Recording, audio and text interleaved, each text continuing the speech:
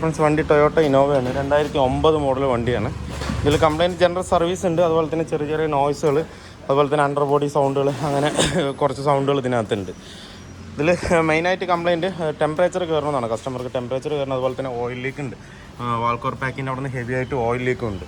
Temperature കയറുന്നത് ഇതിൻ്റെ radiator fan. ഞാൻ നേരത്തുള്ള കംപ്ലൈൻറ്റ് കാണിച്ചിരിക്കുന്നത് റേഡിയേറ്റർ ഫാൻ ടൈറ്റ് ആകുമ്പോഴൊരു സൗണ്ടാണ്, എന്ന് പറഞ്ഞൊരു എയർ പോണ ഒരു സൗണ്ടാണ് കിട്ടുക. പക്ഷേ ഇതിലെന്ന് പറഞ്ഞു കഴിഞ്ഞാൽ നേരെ തിരിച്ച് ഭയങ്കര ഫ്രീയാണ്. കണ്ടോ, ഫാൻ ഇറങ്ങുന്നത് ഭയങ്കര ഫ്രീ. ഇങ്ങനെ ആകുമ്പോൾ നമ്മൾ ടെമ്പറേച്ചർ മറ്റേ ആക്സിലറേഷൻ കൂടുന്തോറും ഇതിൻ്റെ സ്പീഡ് നമുക്ക് ഒട്ടും തന്നെ കിട്ടില്ല. ചെറിയൊരു സ്പീഡ് മാത്രമേ റേഡിയേറ്റർ ഫാൻ വർക്ക് ചെയ്യുള്ളൂ. വർക്ക് ചെയ്യുന്ന സമയത്ത് ടെമ്പറേച്ചർ ചെറിയ സ്പീഡിൽ വർക്ക് ചെയ്യുന്ന സമയത്ത് ടെമ്പറേച്ചർ കൂടുതലായിട്ടും ഹൈ സ്പീഡിൽ കയറിക്കൊണ്ടേയിരിക്കും. ടെമ്പറേച്ചർ കയറിക്കൊണ്ടേയിരിക്കും. കറക്റ്റായിട്ട് നമുക്ക് ഇത് കിട്ടില്ല. അതുമാത്രമല്ല AC കൂളിങ്ങും ഇതിനകത്ത് പക്കയായിട്ട് കുറവായിരിക്കും. വണ്ടി നിർത്തിയിടുമ്പോഴൊന്നും AC കൂളിങ് തീരെ ഉണ്ടാവില്ല. കാരണം എന്താ വെച്ച് കഴിഞ്ഞാൽ ഇത് ഇത്രത്തോളം ഫ്രീ ആണ്. ഒരിക്കലും ഈ റേഡിയേറ്ററിൻ്റെ ഫാൻ ഇത്രത്തോളം ഫ്രീ ആയിട്ട് കറങ്ങാനും പാടില്ല. എന്നാൽ ഒരുപാട് ടൈറ്റ് ആവാനും പാടില്ല. ഒരു മീഡിയം ലെവലിൽ വേണം ഇത് നിൽക്കാനായിട്ട്. ഇതിൽ കംപ്ലൈൻറ്റ് ഇതിൻ്റെ ഉള്ളിൽ വരുന്നൊരു സിലിക്കോൺ ഉണ്ട്. ആ സിലിക്കോൺ കംപ്ലീറ്റ് പോയിട്ടാണ് ഈ ഫ്രീനെസ് ഇതിനകത്ത് വരുന്നത്. അപ്പോൾ എന്തായാലും നമുക്കിത് അതിൻ്റെ ഫ്ലൂയിഡ് കപ്ലിംഗ് ഒന്ന് മാറ്റണം. അതുപോലെ തന്നെ ഓയിൽ ലീക്ക് ഉണ്ട്, വാൾക്കോർ പാക്കിന് ഓയിൽ ലീക്ക് ഉണ്ട്, അത് നിർത്തണം. പിന്നെ സ്റ്റിയറിങ്ങിൻ്റെ കോളം ബൂട്ട് പൊട്ടിയിട്ടുണ്ട്. എന്ന് വെച്ച് കഴിഞ്ഞാൽ ഉള്ളിലേക്ക് ഹെവി ആയിട്ട് നോയ്സ് വരുന്നുണ്ടെന്ന് കസ്റ്റമർ പറഞ്ഞിട്ടുണ്ടായിരുന്നു. അപ്പോൾ അതും നമുക്ക് കോളം ബൂട്ടും ഒന്ന് മാറ്റണം. പിന്നെ അതുപോലെ തന്നെ ഫ്രണ്ടിൽ ബ്രേക്ക് പാഡ്, പിന്നെ ബ്രേക്ക് ചവിട്ടുമ്പോൾ സ്റ്റിയറിംഗ് ചെറിയൊരു വൈബ്രേഷനും അതുപോലെ പെഡലും ചെറിയൊരു വൈബ്രേഷൻ ഉണ്ട്. അപ്പോൾ 4 ഡിസ്കും ഡ്രമ്മും അഴിച്ചിട്ട് നമുക്ക് പോളിഷും ചെയ്യാനുണ്ട് ഇതിനകത്ത്. പിന്നെ ബാക്കി സസ്പെൻഷൻ ഭാഗം ഞാൻ ഫുള്ളായി ചെക്ക് ചെയ്താണ്. സസ്പെൻഷൻ ഭാഗത്തൊന്നും വേറെ അടിയോ സൗണ്ടോ കാര്യങ്ങളോ ഒന്നുമില്ല. വണ്ടി നീറ്റ് തന്നെയാണ്, വേറെ ബുദ്ധിമുട്ടൊന്നുമില്ല. ചെറിയൊരു സൗണ്ട് അണ്ടർ ബോഡിയിൽ നിന്ന് കലകലാന്നൊരു സൗണ്ട് മാത്രം വരുന്നത്, സ്റ്റെപ്പിൻ ലൂസ്, അങ്ങനെ ആ ഒരു ചെറിയൊരു നോയ്സ് മാത്രമേ ഇതിനകത്ത് കിട്ടുന്നുള്ളൂ. എന്തായാലും നമുക്ക് ഫുള്ളായിട്ട് ചെക്ക് ചെയ്തിട്ട് വാൾക്കോർ പാക്കിങ്ങും അതിൻ്റെ സ്റ്റിയറിംഗ് കോളം ബൂട്ടും അതുപോലെ തന്നെ fluid coupling, oil service, front brake pad, brake ഫ്രണ്ടും ബാക്കും ഡിസ്ക്, സ്കിമ്മിങ്, ഇത്രയും നമുക്ക് ഇതിനകത്ത് ചെയ്യാം. അപ്പോൾ വാൾക്കോർ പാക്കിങ്ങിനോട് വന്നിട്ടുണ്ട്. OEN എടുത്തിരിക്കുന്നത് 1600 രൂപ വരും MRP. ഒറിജിനലാണ്. അപ്പോൾ നമുക്ക് 1600 രൂപ തന്നെ റേറ്റും വരുന്നുണ്ട് അതിനകത്ത്. ഒറിജിനലിന് ഡിസ്കൗണ്ടോ കാര്യങ്ങളോ ഒന്നും ഉണ്ടാവില്ല. പിന്നെ അതുപോലെ കോളം ബൂട്ട് വന്നിട്ട് 1820 രൂപ വരുന്നുണ്ട്. കോളം ബൂട്ട് സ്റ്റിയറിങ്ങിൻ്റെ താഴെ വരുന്നത്. അതുപോയാലും നമുക്ക് ഇവിടുന്ന് സൗണ്ട് ഫുള്ളായിട്ട് നമുക്ക് ഒരു ഡ്രൈവർ സൈഡിലേക്ക് കിട്ടും. അത് മാത്രമല്ല ഇവിടെ നിന്ന് വരുന്ന കാറ്റ് ഫുള്ളും ആ സൈലൻസർ തട്ടി ആ സൈലൻസറിന് വരുന്ന കാറ്റ് നേരെ ഡ്രൈവർ സൈഡിലേക്ക് വരും. അപ്പോൾ പിന്നെ ചൂട് കാറ്റായിരിക്കും ഉള്ളിലേക്ക് കൂടുതൽ വരുന്നത്. അപ്പോൾ അത് നമ്മൾ മാറ്റുന്നുണ്ട് ഇതിനകത്ത്.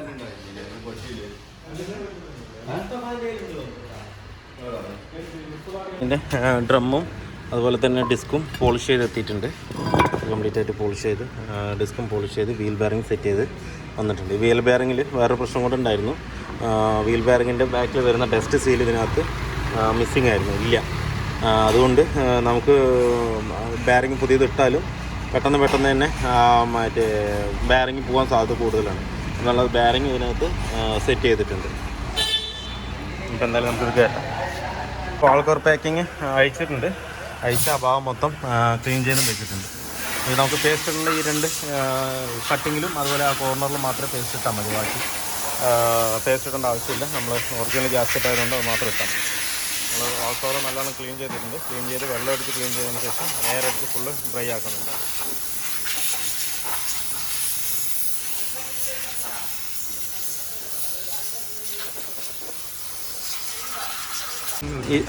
ഇതിപ്പോൾ വണ്ടിയിൽ നിന്ന് അഴിച്ച ഫ്ലൂയിഡ് കപ്ലിംഗാണ്. ഇതിൻ്റെ സ്പീഡ് കണ്ടില്ലേ, നമ്മൾ കറക്കി വിടുമ്പോൾ നമ്മൾ വീൽ ബെയറിംഗ് കറങ്ങുന്ന പോലെ ഫ്രീ ആയിട്ട് കിടന്ന് കറങ്ങാണ്.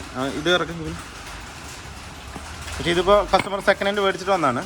വേണ്ട, ഒരു ചെറിയൊരു ടൈറ്റ്, ആ ടൈറ്റ് അതിനകത്ത് വേണം. എന്നാൽ മാത്രമേ ആ കൂളിംഗ് സിസ്റ്റം കറക്റ്റായിട്ട് വർക്ക് ആവുള്ളൂ. എന്ന് വെച്ച് കഴിഞ്ഞാൽ ആ കൂളായിരിക്കുമ്പോൾ ചെറിയ സ്പീഡിൽ കറങ്ങും, ഹീറ്റ് ആകുമ്പോൾ അതിൽ മറ്റേ സിലിക്കോൺ ഹാർഡായിട്ട് സ്പീഡിൽ കറങ്ങും ചെയ്യും. പക്ഷേ ഇതെന്ന് പറഞ്ഞത് കംപ്ലീറ്റും പോയിരിക്കണം. അത് മാത്രമല്ല ഹീറ്റ് ഡിറ്റക്ട് ചെയ്യുന്ന ഒരു സാധനമുണ്ട്, കോയിലുമാതിരി ഒരു സാധനം, അത് കംപ്ലീറ്റ് ഇതിനകത്ത് പൊട്ടിക്കിടക്കുന്നതുണ്ടല്ലേ. ഈ വരുന്നൊരു ഇത് മൊത്തം ഇതിൽ കംപ്ലൈൻറ്റ് ആണ്. അതുകൊണ്ടാണ് ആ സിലിക്കോണും കംപ്ലീറ്റ് ആയിട്ട് പോയിരിക്കുന്നത്. അപ്പോൾ എന്തായാലും നമുക്കിത് മാറ്റാം. ഇത് കസ്റ്റമർ സെക്കൻഡ് ഹാൻഡ് മേടിച്ചിട്ട് വന്നാണ്. ഒറിജിനൽ സാധനം തന്നെയാണത്. ഇതെന്തായാലും നമുക്കിനി വണ്ടിക്കകത്ത് കയറ്റാം.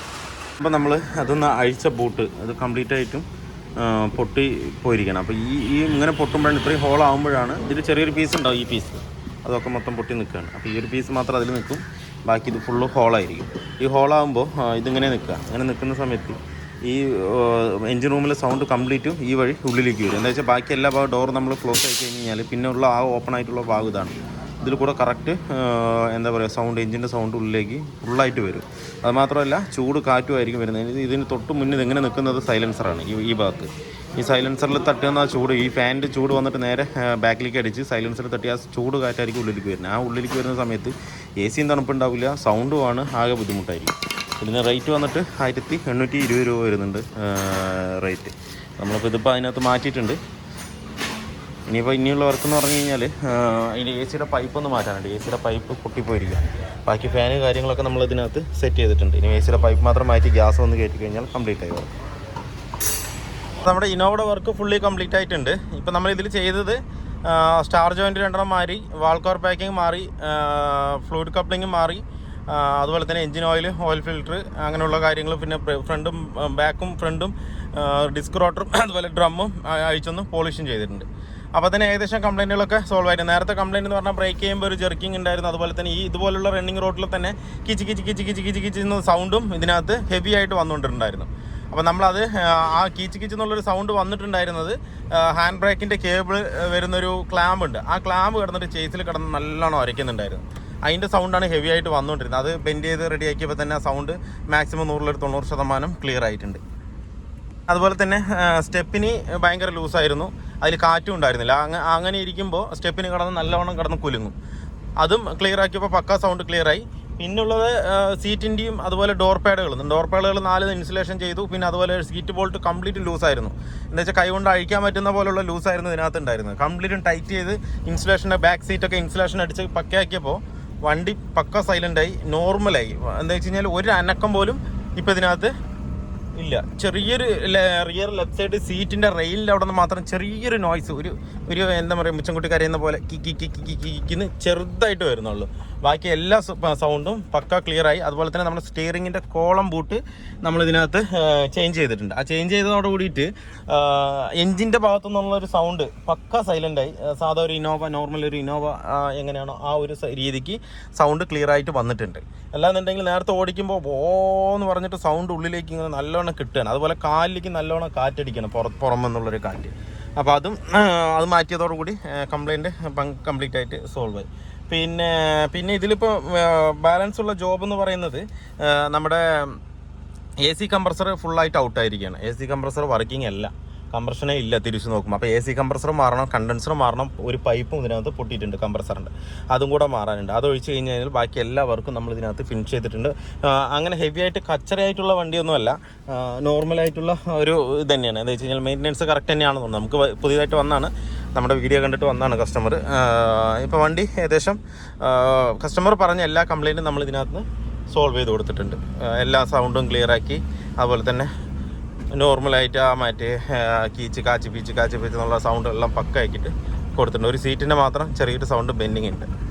അത് ഇനിയിപ്പോൾ സീറ്റ് അഴിച്ചിട്ട് വേണം സെറ്റ് ചെയ്തിട്ട്. റെയിലിൻ്റെ സൗണ്ടായിട്ടാണ് കിട്ടുന്നത്, റെയിൽ സൗണ്ട്. അത് സീറ്റൊക്കെ അഴിച്ച് കുറച്ച് പണിയാണ്. അത് ചെയ്യാൻ പറ്റും, കുറച്ച് അഴിച്ച് എല്ലാം റെഡിയാക്കിയിട്ട് നമുക്ക് 2 ഹാമർ വെച്ചിട്ട് 2 സൈഡും വെച്ചിട്ട് ഇത്തിരി ഒന്ന് ടൈറ്റാക്കി കൊടുത്തു കഴിഞ്ഞാൽ സൗണ്ട് സോൾവ് ആകും. നമുക്ക് ഓടിക്കുമ്പോൾ നല്ലൊരു വ്യത്യാസം ഇതിനകത്ത് എന്തായാലും ഫീൽ ആവും. എന്താ വെച്ച് കഴിഞ്ഞാൽ ആ സൗണ്ട് കുറഞ്ഞതോട് കൂടിയിട്ട് തന്നെ നല്ലൊരു വ്യത്യാസം ഇതിനകത്ത് ഫീൽ ആവും ഇതിനകത്ത് ഓടിക്കുമ്പോൾ. അപ്പോൾ വീഡിയോ കംപ്ലീറ്റ് ആയിട്ട് വീഡിയോ എല്ലാവർക്കും ഇഷ്ടമായിരുന്നു ലൈക്ക് ചെയ്യുക, ഷെയർ ചെയ്യുക, അതുപോലെ തന്നെ സബ്സ്ക്രൈബ് ചെയ്യാതെയാണ് വീഡിയോ കാണുന്നതെങ്കിലും സബ്സ്ക്രൈബ് ചെയ്ത് സപ്പോർട്ട് ചെയ്യുക. അപ്പോൾ മറ്റൊരു വീഡിയോയിലേക്ക് കാണുന്നവരെ എല്ലാവർക്കും ബൈ.